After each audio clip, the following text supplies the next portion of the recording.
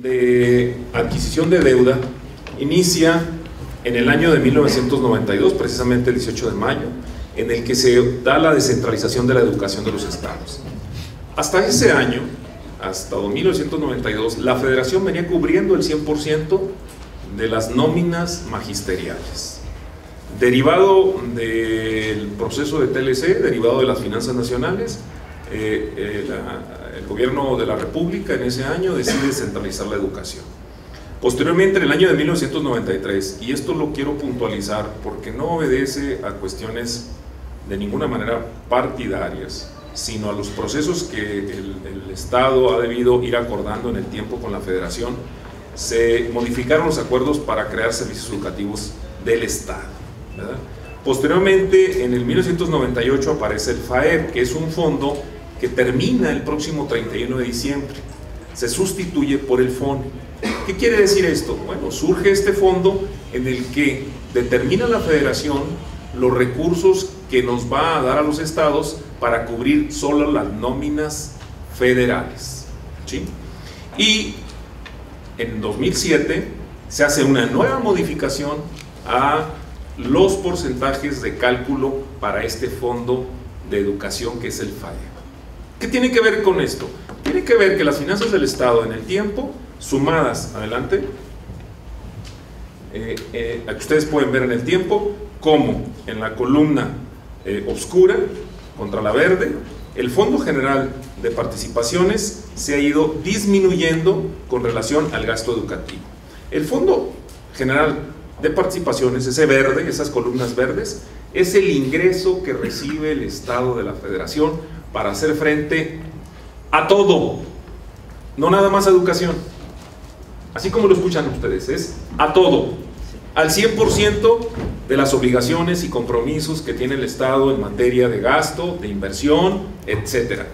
Tan solo el gasto educativo, ustedes pueden ver ahí, ya rebasa con mucho el Fondo General de Participaciones netas, FGNs netas. ¿Qué significa? Que la educación en los últimos años, en el último año, 2013, tuvo un gasto de 9.349 millones.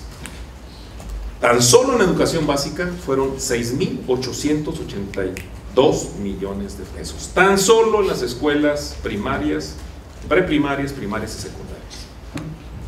Ha sido prioridad de las administraciones del Estado, pero de manera notoria, directa, del gobernador Duarte, darle toda la prioridad a la educación. Ustedes lo han consignado. Chihuahua lo ha hecho siempre, pero particularmente durante los últimos casi 4 años ha sido la prioridad, y esto ha significado irnos de niveles de 4.000 millones que erogaba el Estado a niveles de casi 10.000 millones de pesos con los que estimamos cerraremos este año. Este es un dato muy relevante que debemos entender. Ahora bien, el 20 de agosto de 1996, de igual manera, se descentralizan los servicios de salud. Es decir, también la Federación le pide a los estados que se hagan cargo de los servicios de salud. Esto fue otra decisión importante en las finanzas públicas de los estados. ¿Verdad? Adelante. Si vemos en esta gráfica, el tema de salud ha ido de 2005 con un gasto de 1.272 millones a cerrar el año pasado con 4.453 millones. Es decir, en menos de 10 años, en 8 años, hemos casi cuatriplicado el gasto de salud. ¿Qué significa? Que hoy la atención médica a través de los diferentes programas es muy superior a la que tenía el Estado hace 8 o 10 años. Ahora bien, el gasto en seguridad pública. Ustedes saben bien la ola de violencia que se vive aún en ciertas regiones del país, pero que particularmente en Chihuahua se disparó hacia el 2008, 9 y 10, llevó a que Chihuahua hoy tenga, al cierre del año pasado, un gasto dirigido a seguridad superior a los 3.156 millones de pesos. Yo quise agregar, si está en la siguiente gráfica, este cuadro. Ustedes pueden ver cuáles eran las tasas delictivas en rojo, los negativos, y cómo en el tiempo homicidio doloso, robo de vehículos, robo de habitación, etcétera, han ido teniendo tasas positivas. Es decir, ha habido una mejora sustancial. Si revisamos la página de INEGI sobre seguridad, Chihuahua alcanzó niveles de 6.500 homicidios en el 2010. Chihuahua alcanzó al primer trimestre un nivel de 2.300 homicidios. Esto no es menor, es un gran esfuerzo, enorme esfuerzo por reducir los niveles de incidencia delictiva que tenía el Estado hacia el 2010. ¿Y por qué digo todo esto? Por lo siguiente. Bueno, el comportamiento de la deuda, que ya les explicamos ampliamente, ha sido así en el tiempo. Es decir, es muy sencillo comparar montos, pero cuando lo ve uno, más allá de los términos absolutos, en términos relativos, ustedes pueden ver que es en el año 2008 a 2009, el crecimiento que tuvo que sufrir el Estado en endeudamiento fue extraordinario del 109.23. Eso está publicado en la página de la Secretaría de Hacienda y Crédito Público en términos absolutos. Esto es ya llevado en términos relativos. Adelante. Ahora bien, vamos a presentarles cuál era el detalle de la deuda pública que todos conocen y que está pública, ¿verdad? A septiembre de 2010. Adelante. Y cómo se compone este cuadro.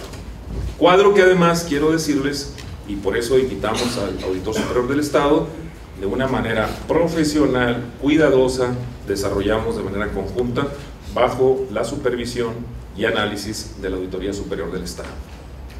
En primer lugar, la deuda pública a septiembre de 2010, como podremos constatarlo, era de 12.040 millones de pesos. 12.040.609 millones de pesos. La deuda pública no registrada, y es a lo que se refirió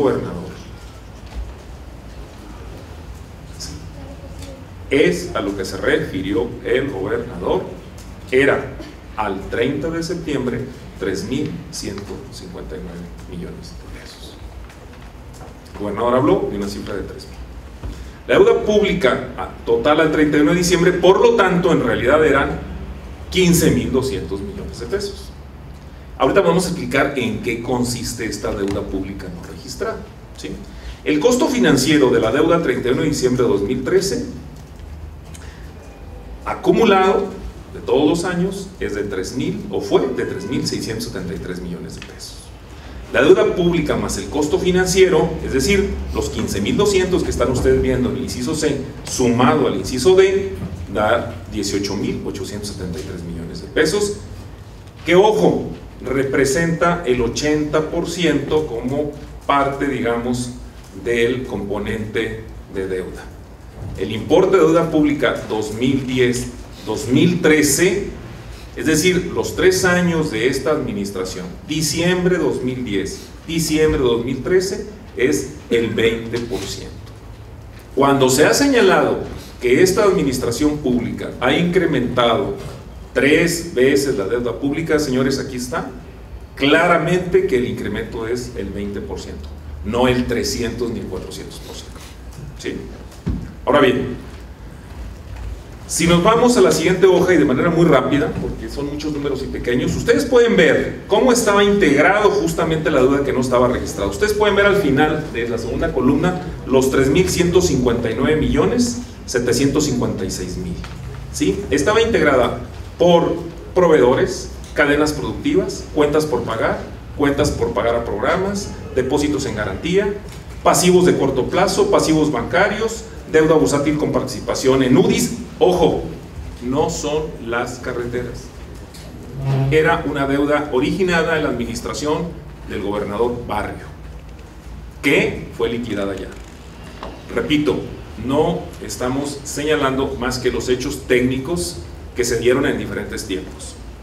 Deuda no registrada en gratificaciones y demás, transferencias de recursos federales y sofregiros bancarios. Eso llevó a que lo registrado a septiembre de 2010, si ustedes totalizan, son 12.040 millones. Lo no registrado llevó finalmente a que esto fueran 15.200 millones de pesos. Lo que el gobernador se refirió en términos generales de 3.000 millones de pesos está aquí explicado, señores. Y obra en cada uno de sus componentes toda la información que además por ser deuda pública, ha sido publicado en el tiempo. ¿Sí? Solo para referirnos, porque no se trata tampoco de ninguna manera de una circunstancia de responsabilidades. Hemos señalado que el rubro que lleva a esta acumulación en el tiempo son el gasto educativo, el gasto de salud y el gasto de seguridad. Es decir, todos los gobiernos de todos los estados han tenido que hacer desde 1992 diferentes mecanismos para poder atender los requerimientos que se tienen en esos rubros, derivado de la descentralización que se tuvo y derivado de la problemática de seguridad que se generó en los años 2006, 7, 8, etcétera, ¿no? Aquí ustedes pueden ver el comportamiento de los 4.900 millones que forma parte justamente de los 697 de UDIs que se hizo con Nacional Financiera en los años 1900, en el periodo 92-98. Adelante. Posteriormente también en este cuadro ustedes pueden reflejar o ver los pasivos contingentes. Pasivos contingentes son aquellos en el que el gobierno tiene la obligación, ahora sí, de responder ante un problema de impago. No así como ya dijimos en el caso de los bonos carreteros, ¿verdad? Ustedes pueden ver al siguiente, de manera rápida, un desglose de cómo se componen los 3.000 millones en la parte federal de los diferentes programas, mismos que ya fueron resueltos y atendidos. La administración del gobernador Duarte resolvió finalmente el registro de esa deuda a través de la reestructuración y a través de la emisión bursátil. Y escuchen muy bien esto: el esfuerzo que se ha tenido que hacer para poder incorporar esos pasivos no registrados y resolver la operatividad de este estado ha sido extraordinaria. Ha sido extraordinaria porque ha implicado, sin perder la calificación, reconocer pasivos que pueden reestructurarse a 20 años y hasta 30 años, ¿sí? Y adicionalmente lograr, como lo logró el gobernador Duarte y lo señaló, una autorización especial del presidente Peña Nieto para prorrogar las concesiones carreteras por 30 años y poder ir al mercado con ello a levantar recursos que nos permita hacer frente tanto a los pasivos como a la operatividad que hoy tenemos en estos próximos años. ¿Sí? Es la razón por la cual este tema está concluido. Ustedes pudieron ver en la lámina, no traemos un solo pasivo de corto plazo, traemos sí un factoraje de cadenas productivas que nos permite darle la viabilidad para el pago de proveedores, ¿sí? Pero que ya no está generando una acumulación de deuda. ¿Qué significa? Que la infraestructura que tengamos que hacer, podemos utilizar la capacidad que el gobernador Duarte, a través de la autorización que el presidente Peña Nieto nos otorgó, hacer emisiones futuras para mayor infraestructura. Deuda sin recurso del Estado, puntualizo, deuda sin recurso del Estado para infraestructura del Estado. En resumen, en esta lámina ustedes pueden ver que el balance fiscal antes de la inversión de 2013, ¿sí?, en servicio de deuda fueron 1.008 millones, la emisión bursátil con participación 1.500, el costo financiero 1.127, a diciembre de 2013 fueron 3.673. Al total de la deuda de diciembre de 2010 por 15.200, como ya lo expliqué, se integra el costo del servicio de la deuda, lo cual nos lleva a 18.873 millones, que es la parte oscura que ustedes observan subrayada. Esto lo hemos soportado con la participación de despachos como Evercore, ¿verdad?, para determinar justamente a partir de los ingresos que tiene el Estado, su gasto operativo que ya explicaba hace un momento el licenciado Villegas y Jesús Olivas, determinar el balance operativo y al final de cuentas cuál es la problemática por la cual el Estado tuvo que ir resolviendo como parte de su balance fiscal al cierre de 2013, que ustedes ven las cantidades. En resumen, y para concluir, el registro de largo plazo de deuda que tiene el Estado, como ya lo escucharon ustedes hace un momento, son 19.921 millones de pesos. Esa es la deuda que tiene el Estado de largo plazo. Tenemos una deuda bursátil con participaciones, que es el impuesto sobre nómina, y que sí la consideramos porque afecta participaciones del impuesto sobre nómina, no el bono cupón cero, que como ya se explicó, no hay riesgo ni es en contra del Estado, son 2.850 millones.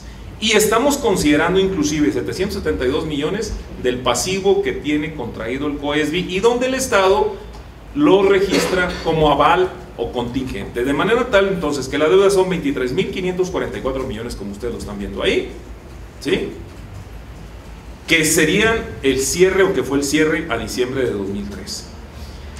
Si a eso quitamos que la deuda de diciembre de 2010 con servicios y costos financieros fue de 18.873, ojo, 18.873, y ya lo desglosamos cómo se compuso, de 12.000 más los 3.000 más costos adicionales que nos llevan a estos 18.873, significa que el monto real de crecimiento de la deuda 2010-2013 son 4.671 millones de pesos. Quien dice que son 41 o 45, sin datos, sin elementos y sin información, los invitamos con todo gusto a revisar a detalle toda esta información. No es posible hacer señalamientos sin contar con información. En ese sentido, el porcentaje de crecimiento de la deuda pública de Chihuahua ha sido del 24.7 en los 3 últimos años.